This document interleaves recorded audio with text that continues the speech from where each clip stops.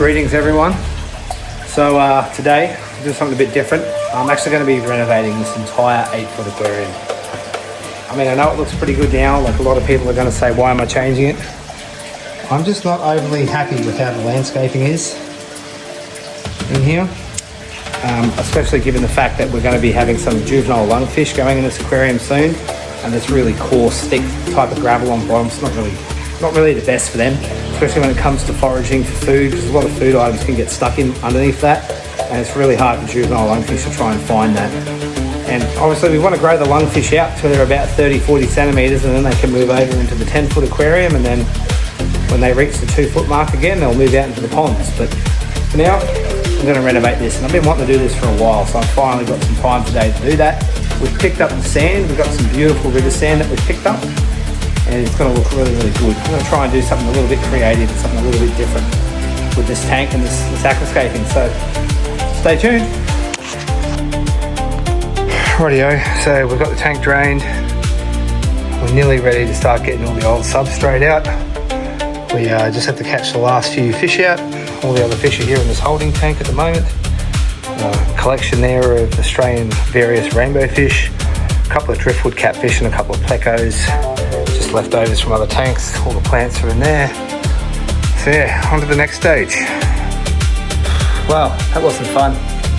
All the substrates out here and there, and all the rocks are out. When I turned the power off, one of the canister filters started to backflush and come out through the seal. So I mean, it's a pretty old filter, and that does happen. So yeah, it'll be time to upgrade the filtration system on this tank soon. I'm just running some really crappy canister filters on here at the moment. That's what I've had on there for the last couple of years, but I will be updating them soon. Probably going to go to a sump because I'm going to have to do the same to the 10-foot tank. But yeah, now it's wet and dry back the rest of that water out, give the glass a little clean, and then we'll be ready to start bringing the sand in. But I think I'm going to stop for a quick lunch break first because this has already taken an hour and a half.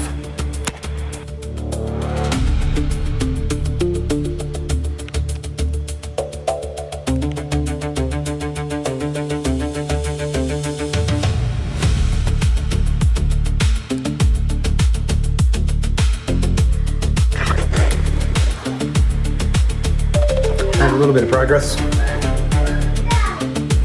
Not much, but we're getting there. There's one little fella in the background over there. So yeah, we're trying to do a bit of a steeper, shallow section that comes down into deeper water, and we'll do some cascading rocks. And yeah, just trying to work out the flow of this is really hard, especially with the rocks I've got to work with. So I don't know, see how it turns out. It might actually turn out pretty bad, and we might not like it at all. But at least I can say I tried. We won't know until it's finished.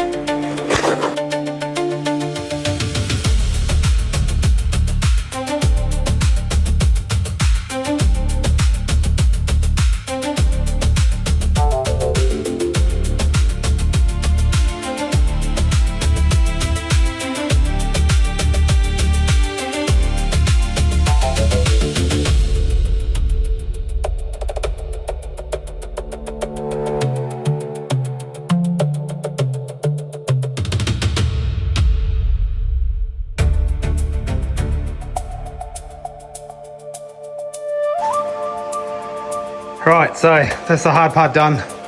All the hardscapes in. All the round river rocks up here, going into the blue quarry stone, going to the red river rocks, down to the orange river rocks. I'm trying to go for like a shallow flowing water creek scene from up here. That's why it's more shallower, so I'm going to have the running water going that way.